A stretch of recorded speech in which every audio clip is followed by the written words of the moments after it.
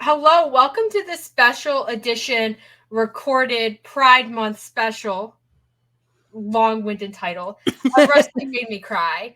I also just realized that we don't have our little thingies. There we go. Oh, thank you. Yeah, our names are down there, but like I feel like this, I like the way this looks more. I do too. Yeah, and especially because that's down there by the very bottom is just our handle. So like follow us on social media, obviously. But but you're seeing this episode because I am working out of state for the coming weeks. And so we are recording content so that we can keep you fed and happy while I'm away. And so Collins doesn't have to go on a manhunt for guest co-hosts. So it's a win-win, I think. Honestly, anything to keep the content going and keep those who are watching, happy and satisfied. Yeah, that's the word I want. So you're going to see a few, and we've probably already talked about this by the time this goes out, but just in case you haven't seen it, we're going to have a few recorded episodes. They're going to be loosely themed. We're just going to have fun with it. It's pre-recorded content. It's going to be a good time. Today is our Pride Month special. We're recording this on June 9th, so we're about a week into Pride Month. Mm-hmm. And there's been sort of a lot going on for the LGBTQ community. And I feel like we need to celebrate in terms of wrestling. So this is our Pride Month special. We have a very loose outline for what we're going to talk about on this, but you know what? It's a good time. It is a good time. You know, I am an owner of shirts, right? Yeah. I am so aware of the fact that I own about like 5 different wrestling is gay shirts. And I am not wearing any of them right now. That's okay. But you guys all know me as your queer auntie. You all know that I do use lots of different pronouns. Sometimes it doesn't make sense. But I love being the person to have that conversation with you, whether inside of wrestling, outside of wrestling.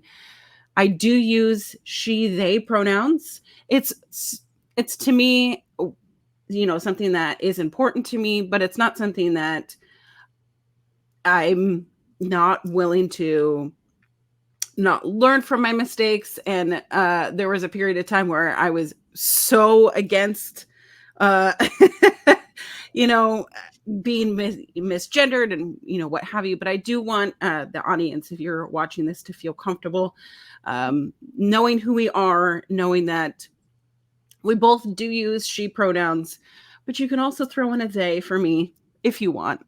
But I don't want it to be too convoluted or too one-sided because wrestling is still for everyone. So, yes. Wrestling is for everyone. Fightful is for everyone. Our show will always be a safe space for you. Yes. And so you and our Twitter pages as well, our social media. You're always welcome. Wrestling Made Me Cry is not about bullying or negative crying. We're all about celebrating wrestling. So that includes our LGBTQ wrestlers, announcers, commentators, fans, whatever other wrestling related positions there are. I was like in my head, I was like going through a show. I was like, okay, you got wrestlers, you got announcers, you got commentators, referees. I totally forgot about referees. Everybody is welcome. That's the bottom line. Absolutely. And so for just to begin, because I think it's important to go back to, I was going to say back to the beginning, but neither of us were alive at the beginning of wrestling. I guess I'll put it out there. Like, what was your first experience with LGBTQ plus representation in wrestling? Because I know mine, and mine are not great. So I'm wondering if you had a different experience. So my exposure to wrestling is a little bit different than a lot of other people's, right? My dad always loved watching the Saturday morning, you know, wrestling, whatever was on, just always having it on in the morning. And then we got to watch, you know, our cartoons or whatever. But I don't know where like hyped up in the 90s, but we started watching more wrestling and I did get exposed to the magic of Goldust. Yes. And the magic that is the androgyny and the weirdness and queerness of it. And I remember it being on television and it not being a good thing because growing up in the 90s, Mm-hmm. suddenly people were talking about it. You know, Ellen had come out, Rosie O'Donnell has come out. My parents, big evangelical Christians that they are, boycotted Disney at a period of time because they were supporting legislation that would help support, you know, the LGBTQ plus, you know, folks. And for me in my household, it was like being queer was bad. So naturally, Goldust got booed in my household. And I just loved seeing the representation and I loved the androgyny that I could never bring myself to boo. But it was just so like, I don't know, like perverted in a way that like, oh, this is not okay. This is a bad thing. And that was the tone of, you know, gay or queer wrestling, that it was used as a trope to get heat, but also to make you boo, which is not great for, you know, little Collins, who is like discovering myself. But yeah, that was like my first exposure to like, you know, anything LGBTQ plus related or any sort of storyline in wrestling. Yeah, Goldust. I don't think Goldust was my first exposure to LGBTQ representation, but he was definitely my first exposure in wrestling.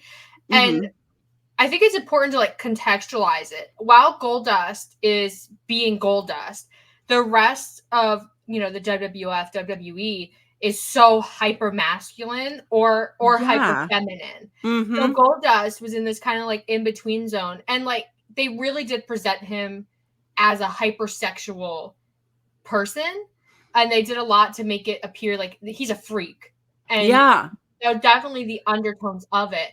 And I think at the time, because I was so young, it didn't really compute for me, his queerness in that role. I was just like, here's Goldust. He's a weird little guy. And I loved Goldust. I always rooted for him because I thought he was, with the face paint and the jacket and like all the stuff that was going on, I thought he was really cool. Yeah. And of course, now looking back, I realized like how controversial the character was. And also, I think Goldust, in 2024, looking back, if Goldust doesn't be Goldust, like he doesn't go out there and do all of that, I don't think wrestling evolves to the queer positive space it is now as fast as it did. Yeah. Because Goldust was, I mean, it's the biggest promotion in North America. He's on TV and he's like in a prominent spot. Like Goldust isn't just shoved to the back. Yeah. And also Goldust, you know, the actor who portrayed Goldust, Dustin Rhodes, he's tall, he's muscular, he's out when he's not Goldust, he's very manly, and he's not a queer person as far as I'm aware.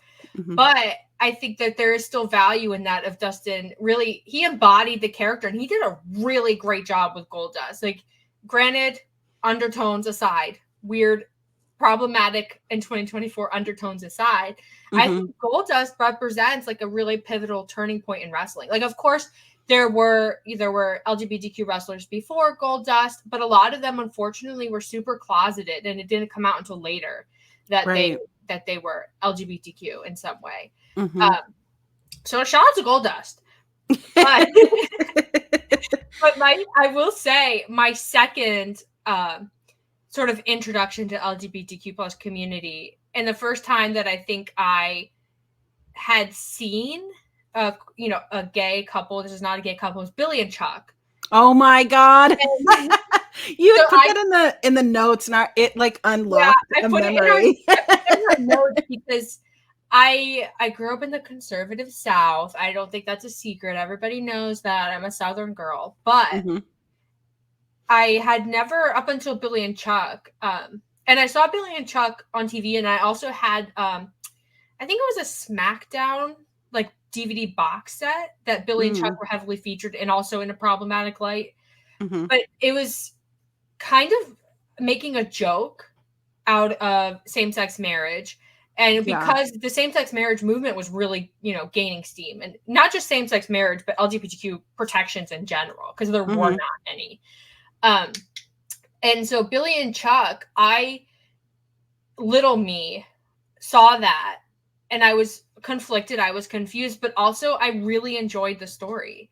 And when I look at the clips now, because I went back and I looked, I'm very much aware that they are not actually a couple and they're not actually in love. Like the acting is really bad, and I see that now.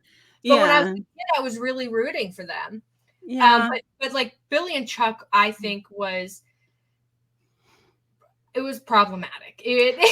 I mean, now looking at it back, like I definitely, because at the time I was like, what's the point of this? Like, why does this feel like the butt of? That's also the thing with me, is like, if it's not completely obvious, like this is what we're doing, I don't get the tone, because that's just fair. Part of my brain is that unless it's specifically pointed out to me, I have a difficult time trying to pull apart if it's supposed to be a joke or if it's supposed to be like something celebrated or taking things too literal.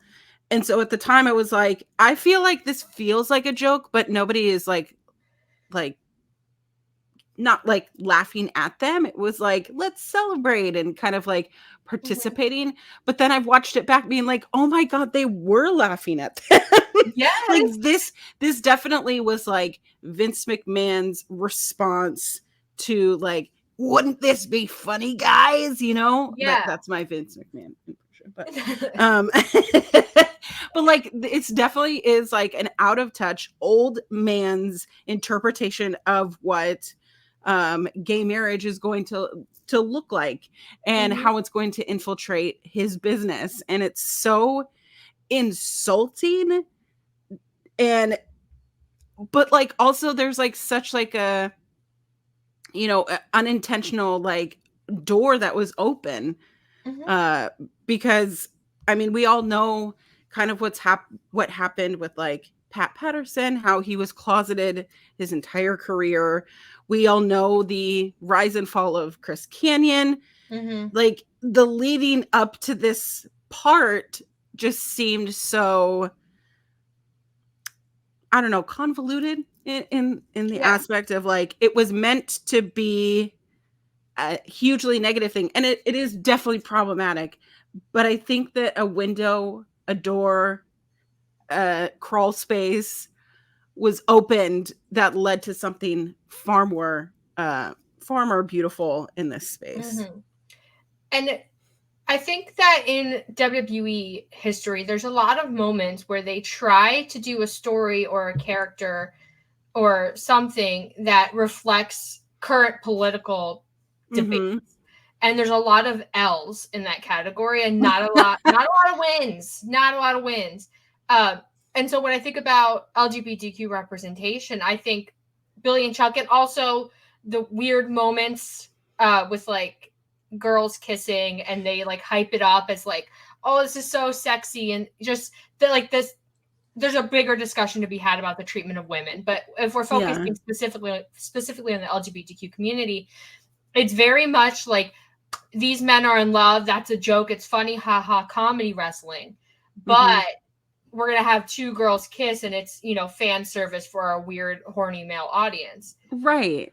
And so it's definitely a reflection of the time in which it was produced. But I do think, especially for kids who saw it who were LGBTQ, I think that was a moment where they could identify with something, even if it was portrayed in a negative light. And it's something. It is not representation, I would say, but it's definitely a sign that like there are adults in my life who are aware that these people exist, and there's some kind of comfort in that. Like I've talked to LGBTQ wrestling fans in the past who have kind of pointed to Goldust and Billy and Chuck, and even to some extent like China, as something where they could say, oh, there's adults who are like me, there's adults who, you know, understand me, something like that. And I think that there is joy in that. But if you compare like Billy and Chuck, and not to foreshadow later in the episode, if you compare Billy and Chuck to like the Golden Lovers, you can definitely see the progress of representation in wrestling and, you know, the status of the LGBTQ community. And I would say that in 2024, granted, wrestling is full of bad people and discrimination, all those kinds of things. But we are definitely in the most LGBTQ positive space in wrestling in a long, long time, if not ever. And I think there's a lot to be said about this weird period in the 2000s where like all this weird stuff is happening, like Orlando Jordan and TNA in 2010 that, you know, had a gimmick based solely on the fact that he's bisexual. And I remember seeing that as a kid. I was 12-ish, 11, 12-ish. And like in his theme song, it's like, yeah, all the ladies love me, but guess what? All the men love me too. And then it like cuts to the Taz at the commentary desk, and he's like, I don't know what's going on. If I can find the clip, I'll share it on my Twitter. It's so funny. But it was very like, and the lights are of the bisexual pride flag. Yeah. It's very much like, granted, I don't think that it was a productive way for TNA to allow him to express his sexuality. Right. But you got the pride flag incorporated. He's allowed to be, granted, it was very Goldust. It was very sexual. If anybody remembers Orlando Jordan from TNA, you know what I'm talking about. But I think by 2010 onward is when we really started to see like a spike in positive representation. Well, I think that we also saw that in media as well, is that, oh yeah, that rise in tolerance and I don't know, it's less as a joke and more leading up to taking something, you know, far more serious on the other side of it. However, I mean, in the beginning of the 2010s, we still have like Katy Perry singing about, you know, she kissed a girl and she liked it. And, you know, it's called like lesbian pollen or whatever, where it's like this spot in wrestling is specifically girls kissing girls and it is for the male attention. And all of a sudden we see girls kissing girls in media that is for not just male attention. Like, I mean, I remember, you know, earlier than that of, you know, the mid 2000s with Tattoo, with their VMA performance or whatever, where they come out in all the Squirrel Girl outfits and they're singing all the things he said. And all of a sudden they're all just girls kissing girls on stage. And you just see like Diddy, which is problematic. And like, you know, all the horned up guys being like, oh yeah, you know, because at the time that was like the best way to get a guy to like you, I guess. Like that's the message that was being said. But all of a sudden it turned, you know, 2011, 2012, we're seeing, you know, the Lady Gagas come out and completely, you know, make people question their sexuality.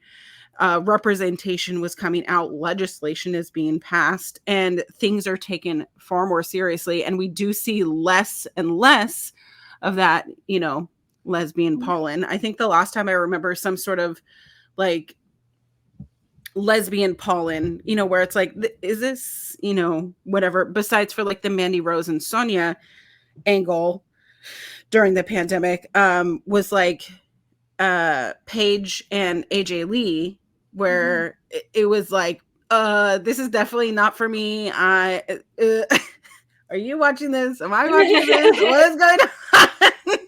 Is this an angle? And then it was dropped so quickly, and it was like, oh, okay, they weren't going full throttle with it. They were just testing the waters. So it's interesting to see how mainstream wrestling has paralleled with what's going on. But definitely, I feel like TNA was not, in my opinion, was not as bad with like the queer baiting, so to speak. But then again, I also look at TNA with rose-colored glasses because I love that period of TNA. They were so wacky. Yeah, like, it was weird. They so did weird.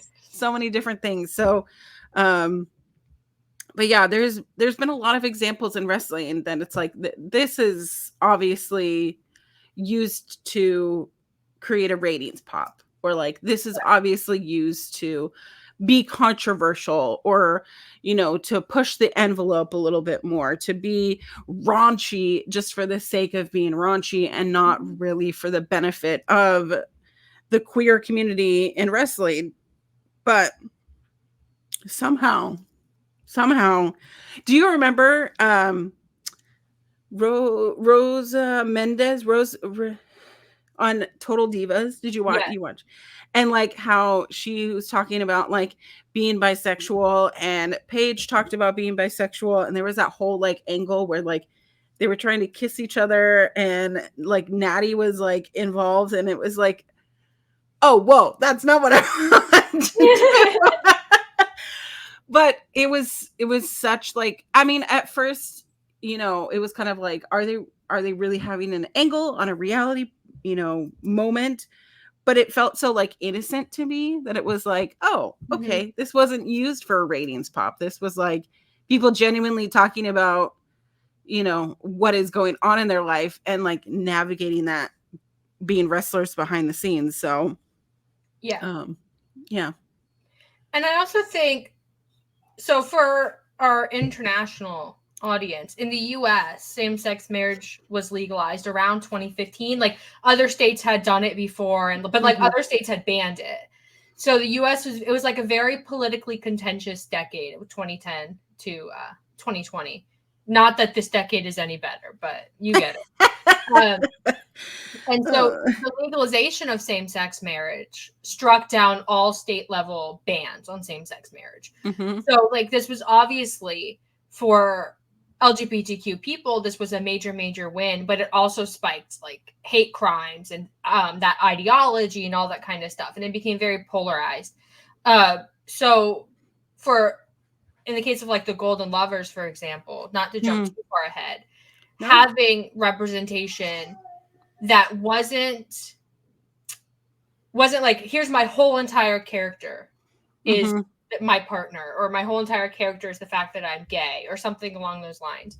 It was an aspect of the Golden Lovers, an aspect of Kota Ibushi, and an aspect of Kenny Omega, but it didn't define them. So like if we look at Goldust, Billy, and Chuck, that era, they were their sexuality, they were their gender expression, because that is, it was a funny haha moment, or it was like a look at these weirdo freaks, whatever. But the Golden Lovers, they're a great tag team, they're incredible athletes, all of that stuff, and they just so happen to be lovers. And so that is like a really significant marked shift. And I think a lot of that is owed to the fact that the American fans who are watching Japanese wrestling and seeking it out, I don't think were the same ones who were part of like all these hate groups that emerged and all that. I mean, I could be wrong, but I think that in terms of queer representation in wrestling, the Golden Lovers really did sort of like, we were on an upswing, and then we reached like a new checkpoint where now hereafter, a lot of wrestlers like Anthony Bowens and Nyla Rose and so on, they're wrestlers, and they're just wrestlers who happen to be LGBTQ. Right. Which I think is like the most important turning point, most important shift in storytelling. Not that I'm saying, okay, I should walk back a second. I'm not saying that wrestlers who are queer should like hide their identity, but I also think that like there's immense progress in being able to casually express yourself, and not being it is a major risk, but it not being that's all you are.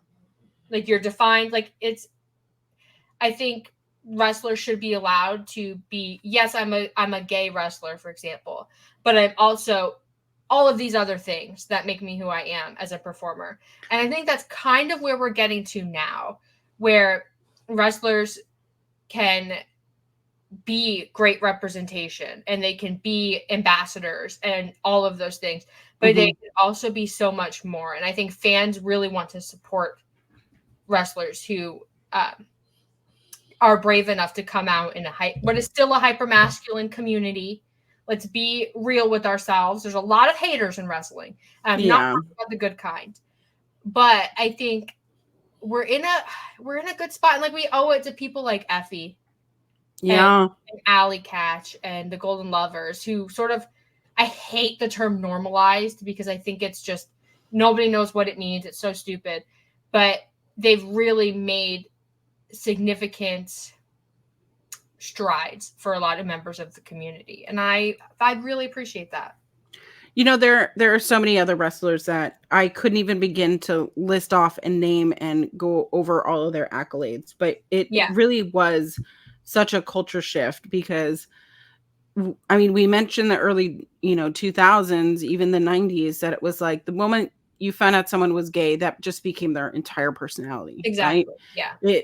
It almost tanked, celebrities' careers. It would have tanked wrestlers' careers because wrestlers were a dime a dozen, and they still can be. But, if being gay is your entire personality, like, queer people in general are far more multifaceted than who they're sexually attracted to, Yeah. So it's a far more nuanced, oh my gosh. Sorry. The cat is having a hairball. I'm not quite sure, but wrestlers have far more to their personality and far more part of who they are than just, hey, I'm gay, or hey, I'm trans, or hey, I'm bisexual. And we can have storylines that are far more deep and far more full of substance than just their sexuality. And I think that that's kind of shown for other people that I don't know, like, if it's like, oh, it's okay, like, to, be friends with, or like, have a conversation with. And I think that, I mean, going back to like the AIDS crisis in the 80s, that people thought if they touched a gay person that they would get AIDS. Yeah. And because there was no knowledge of this disease, suddenly just people were dying. But then you see, televangelist Tammy Faye Baker inviting someone that did have AIDS onto her show, and her being compassionate towards them. Yeah. And it's those moments in history that really get mirrored into media and entertainment, because there was a period of time not too long ago where if you were gay, if people found out you were gay, you could lose your house, you could lose your job, you could lose everything in your life. So it had to be a secret. And, I think a lot of queer wrestlers in this day and age, I don't want this to be just known as like the token queer wrestler, or the token gay wrestler, the token, trans wrestler that you only book during Pride Month. Yeah. They want to be, I want to be known as entertaining, I draw money, but also I want to be showcased for, something that they do very well, which is wrestle. Mm-hmm.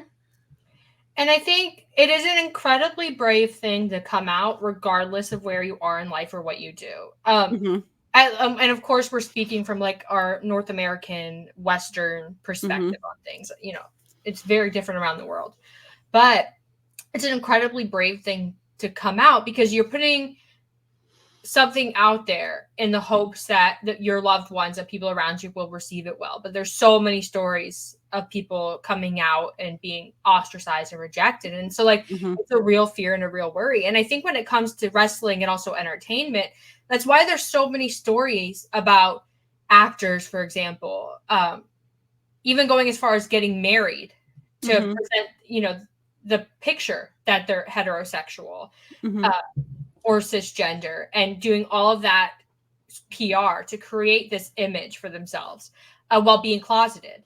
And I think there's been a lot of that in wrestling, almost by necessity. Like, I think coming out in wrestling, there is, in 2024, you'll find support, you'll find community, all those kind of things, but you are still opening the door for a lot of negativity and backlash, because there is also a part of the wrestling community that does not want that. They would rather you stay closeted. And so you are, as a wrestler, you are, especially if you're running indies and you're early in your career, you're risking your entire dream and your livelihood.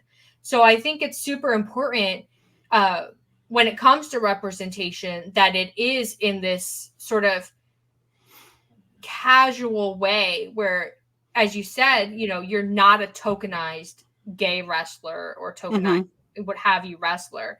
You're just a wrestler who happens to be LGBTQ.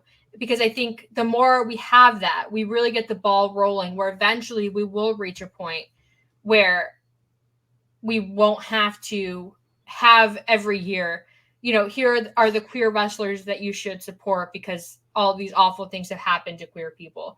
And I think now in 2024, with legislation that's being passed in a lot of states, like it wasn't that long ago of us recording this, the Nyla Rose, Oklahoma thing that happened. And I think, especially for trans people, we're in a current political moment in the U.S. Of course, other countries are different, but speaking of the U.S., where it's almost now, if you're going to do independence and you're trans and you're traveling as much as independent wrestlers do, you do have to closet yourself. And I hate that, because the nature of wrestling, especially, you know, for independent wrestlers or wrestlers who work multiple promotions and they're traveling state to state, like checking the laws for every state that you're wrestling in is crazy, because a cisgender wrestler would never have to do that. Right.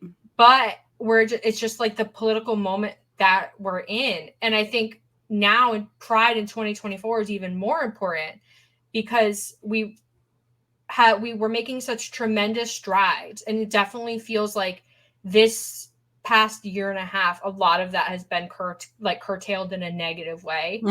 And so I think representation is even more important, because we have to, in spite of legislation that's happening and all this bureaucracy, I think we have to keep making these things, like making coming out more common, and positive embracement of talent more common, because that's the culture that we need to preserve in wrestling, is an inclusivity, and sort of a safe harbor for talent. And I think Hollywood is falling behind on it now too, because of all the stuff going on. I think that there's a lot of closeted people in Hollywood.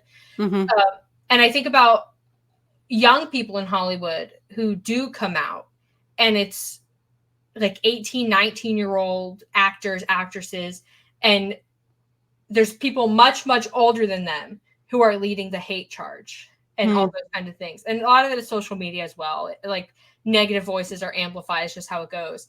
But I think there needs to be a more active effort on the part of fans to keep the movement going, which is why Pride is so important, which is why we're here talking about it. Yeah. I mean, I saw someone post, you know, someone posted a like Happy Pride Month or whatever. Yeah. And someone came in and it was like, why do we celebrate this anymore? It's not like, you know, it's legal to have same-sex marriage in the US. So like, why do we have Pride? And it's literally for things that happen with the Oklahoma sports commission or whatever, that, you know, they didn't like that Nyla wrestled. And what a powerful sentiment that would be to protect other people who are out in AEW and who are still closeted, that we don't give a fuck. You know, that mentality of like, we don't care. We're going to do it anyways. Yeah. We're going to give the fans what they want. And I think the first time, at least for me, in a major company where there was somebody who could wrestle really well and all of a sudden like came out, and it wasn't like at least a big deal to me, big deal to others, was like Darren Young, right? Fred Rosser, who now wrestles on the indies, that he had such like a technical style and like was so, well, I don't know, technical. It was athletic, I guess. So he's more athletic, could do cool shit in the ring. And then he worked for WWE, and it was like, oh, he's gay. He's openly gay in 2013, 2012. I don't know. I can't remember now. I could probably look it up. But I think having that moment of, oh, a major company has a gay wrestler. Okay. Maybe I can do that. Or it is an example for other people who may not have been exposed to, gay people or non-binary people or trans people, that like, this is their example of something like that. Because for myself, most of my friends are queer. I don't really have non-queer friends in real life. Like, I just, that's who my community is. And it's not to say that, that is the same for everyone, because it's not. I also live in a state that is very liberal in aspects of it. But if I were to move to, something in the Bible Belt, for instance, in the United States, that would be different. And it goes against some people's, complete way of thinking, their family culture, their culture that they're brought up in. Masculine men are men, and they have lots of women that they, have. And, with women, it's like you are expected to get married, have babies. Like, you can't, that is really limited when, heterosexual normatives are what is in your culture. So being exposed to something in media, wrestling, television, reality shows, or what have you, the way that it is metamorphosized into current times, where it is very political, and we're seeing such a war on trans people that seems so volatile, and it seems so like the negative voices are being amplified a little bit too loud. But I think that there are so many areas of support that those voices are far louder and can completely change the entire planet if we just keep standing up to, haters. I see it online all the time on Twitter. I mean, I'm not chronically online, so I miss a lot of things. But for some reason, some of those haters, their comments always appear at the top of my timeline. And I just love seeing them get dunked on, these people who are just speaking out of their butts about, why do we need pride? And then someone posting like, here's 10 things in the last 4 years that have happened for queer wrestlers, with the trans legislation in Oklahoma, to hearing rumors of what's been going on with Giselle Shaw in TNA, and, hearing that she lost an opportunity for the title because of backstage opinions, and having the Sonya Deville and Mandy Rose segment that could have been so good just crumpled down to, a hair versus hair match or whatever it became. So I don't know. We're not there yet, but we are on a good path. And I think if we keep showing up, if we keep supporting those queer wrestlers, then I don't know. Eventually the old boomers will pass on, and it'll be our world. And I think the younger generations as well are just going to make it even gayer, and I love that. And I think to go back to the Golden Lovers, just for an example, I think it's really incredible how long the Golden Lovers saga has lasted. Not just in terms of, wrestling stories don't really last that long anymore, but it's the way that the Golden Lovers relationship and dynamic is interwoven in both of their careers, Kenny Omega and Kota Ibushi, without them ever being together on screen. And so every reunion of the Golden Lovers feels super important because we know of their saga and this love story that's playing out. And I really love that, because even when Kenny Omega was a bad guy in AEW, I think of that, what would Kota do? What would Kota say? Whatever the sign was, and Kenny Omega as a bad guy looking at it. Like, that relationship follows him through his character evolutions. And Kenny Omega changes character seemingly all the time. And so the fact that relationship with Kota, and, it's kayfabe, but it follows him and it's a part of who he is. And I think that is super important. One, because it's two men, which there's other, gender expectations that are overcome there, but also because it's Kenny Omega and he's at the top of the sport. And I think so many men, viewers, look at Kenny Omega as like, he is the standard. Like, if you want to look at someone that is physically fit, like genuinely attractive, like a nice human, and people are like, yeah, I love Kenny Omega, but I don't know if Kenny Omega has ever like said, I am, whatever. Like, he's just been whatever. Yeah. And people know that he is whatever. And it's just kind of like the undertone that where he's showcased, like, yeah, I'm more than just like a queer wrestler. I mean, he loves video games. Everybody knows how much he loves Street Fighter, that he's very good at the wrestles.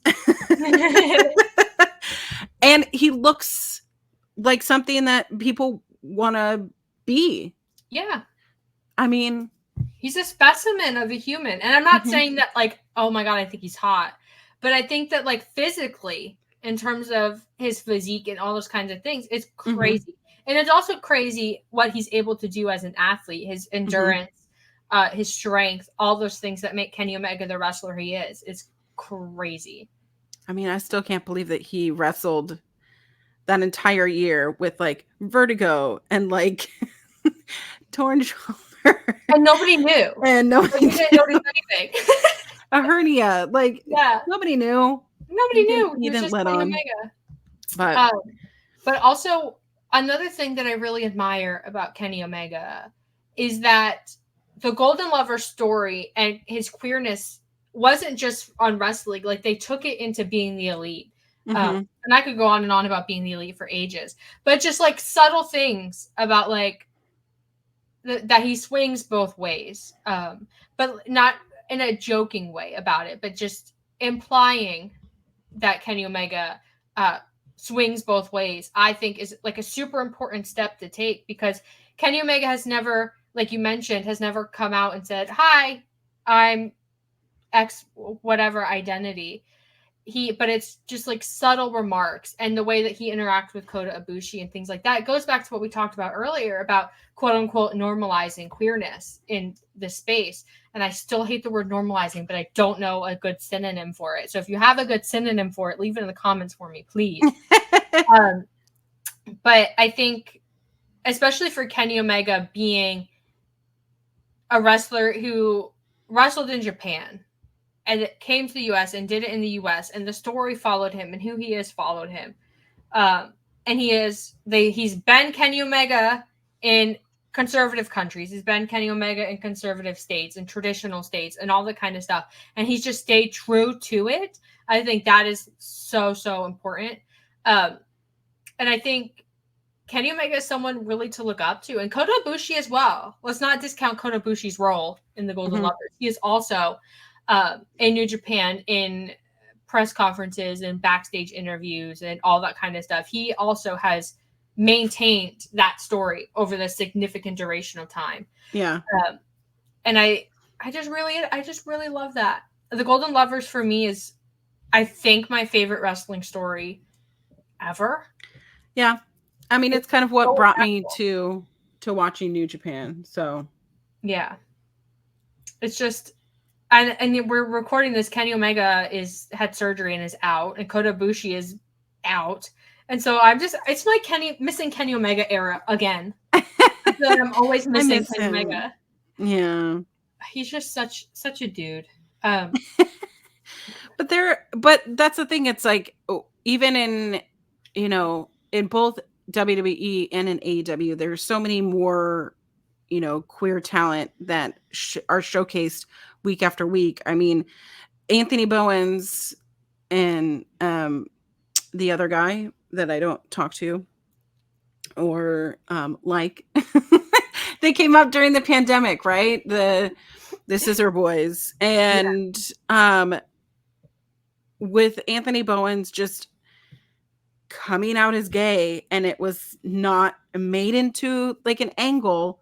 Yeah. And then all of a sudden it wasn't there was like, he's gay chance, and it's a positive realm. Yes, because remember, Harley Cameron came out and was like, "Oh, you want me?" And he's like, "Honey, I'm gay." And the entire crowd chants, "He's gay, he's gay, he's gay."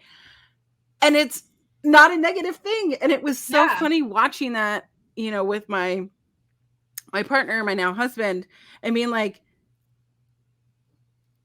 when has there been a like, "he's gay" chant where it's like, oh, this isn't like non-derogatory? It's not. We're not making fun of someone. They're not the butt of the joke. Like, this is a positive thing. And we've come such a long way in wrestling that was just like such a shining moment for me. Yeah. And I think it was for a lot of people. And I still talk about it all the time. One, because the segment was really great. Harley Cameron being like, even now in their Twitter interactions. Yeah. It's ongoing. I think it's really great. And also Anthony Bowens, like we mentioned earlier, is another one. He's never been defined by his sexuality. Like, he posts about his partner, and they've been together a long time. He posts about him, all very normal partner stuff. Like, he's not closeted at all. But when he's in the Acclaimed, he's not the gay one. Like, it's not like, here's the old one, here's the rapper, here's the gay one. It's like he's Anthony Bowens, and he's probably the best wrestler of the three. Yeah. And people are pushing for a singles run, which if it happens in the future after we record this, I'm gonna, like, fingers crossed, please, for love of God. Max Caster has, not to like derail this, but goodbye. Anyway, Anthony Bowens. Yeah, I have him blocked. I don't want to see any of his nonsense because I feel like it's putting a poor taste in my mouth. It's been putting a poor taste in my mouth for the last like 6 months. But I do think that Anthony Bowens needs to distance himself, detach himself from the Scissor Boys. And I do think that him winning getting maybe not winning the Owen Cup, but like getting a good run. Yeah, getting some good wins over like Dax or Dante or, Yuta would be like so big. I just want to see it. I want to see him be a huge, legitimate single star because he is very good and he just happens to be gay. So yeah, I have so much love and respect for Anthony Bowens. And I think Also, just wrestling wise, Anthony Bowens has come a long way from the pandemic, just wrestling ability through the pandemic now, like massive, massive improvements. I think he's really earned it. And I think, I mean, I hope watch like this goes up and we're sitting here talking about it and he's like not in the Owen.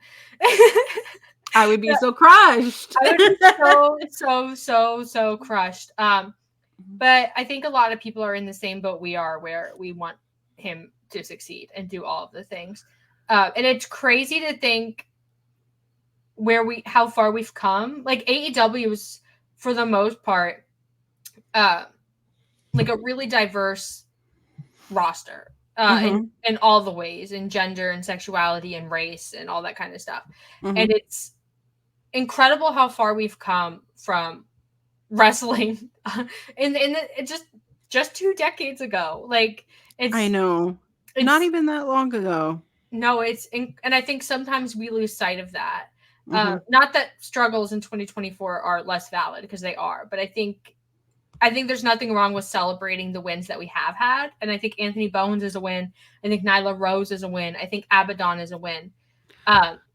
Can I had mentioned that I wanted to bring up Abaddon because I feel like not many people, I feel like there's been opportunity for folks to, see a gay person on television, see a bisexual person on television, with Nyla being out as trans on, our televisions. That was kind of like the first exposure a lot of folks have come to a wrestler being open and trans, which I didn't know that Nyla was trans until like, I don't know, 2020. Yeah. Where people were like, oh, when she became champion, people were talking about her being the first, trans champion, of a major promotion, which I was like, I didn't even know. But I think that Abaddon is some folks' first exposure to a non-binary person. Yes. And what that means for commentary and the respect nature of using they, them pronouns, using the pronouns that are respectful. And you may not understand, and you go, okay, but you are the living dead girl. How come you are rejecting, female pronouns? Yeah. You clearly look this way or that way. But I think we're really starting to, at least in Ring of Honor, we're starting to push Abaddon as more than just the spooky character, but an actual legitimate wrestler who just happens to be non-binary. Yeah. And just happens to talk I advise anyone to go watch the Hey EW episode with Abaddon, because they explain it far better than I do. And it's kind of had me accept my own, deal with gender and inside myself of how I feel that I am. And a lot of it is respect. And that's really what it comes down to, is like, if you respect them as a human, this is what you should do. Yeah. And Abaddon is far more than just being the non-binary wrestler. Hello. They are spooky as heck. Yeah. And they have bright green hair and makeup and have this entire wrestling persona as freaky, but also very deadly. And if there's going to be any wrestler that people see as like, oh, they're non-binary, Abaddon being kind of like the first exposure to that is kind of like cool. Yeah. I'm a big fan. But then, we see it in indie wrestling where like Veda Scott is non-binary. And so is Speedball Mike Bailey. Mm-hmm. And I think that people very much respect Speedball Mike Bailey and Veda Scott. And there are so many other non-binary wrestlers in the indie scene that we see at the forefront that it's like, oh, they are far more than just their gender, just their sexuality. They are humans, but also very good at the wrestles, very good at what they do. Yeah. But yeah, I always think of like, what are people's first exposures to a lesbian wrestler, a gay wrestler, a trans wrestler, a bisexual wrestler, a non-binary wrestler. And to me, my first exposure to an out non-binary wrestler on a major promotion has been Abaddon. And Same.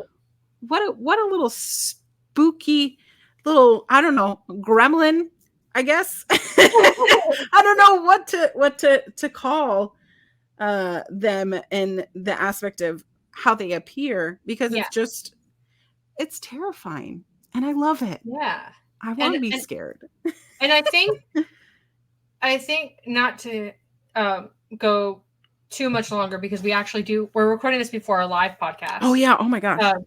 So like, I think my final comments is like, gender is such an individual thing. And I think every individual has their own idea of their gender expression. Right. Mm-hmm. And so I think there's so much emphasis on understanding something, right? Which is, I think, is a natural human thing. Yeah. But I also think you can respect someone as a human being and use preferred pronouns and understand that they are much more than their gender. Absolutely. And while not understanding why they're making certain choices, right? Like, you are never going to 100% understand someone's gender expression, because it's such an individual thing. And especially when someone is transitioning, or someone is in that like influx zone where they're feeling all these different things, it can be a lot for even them to keep up with.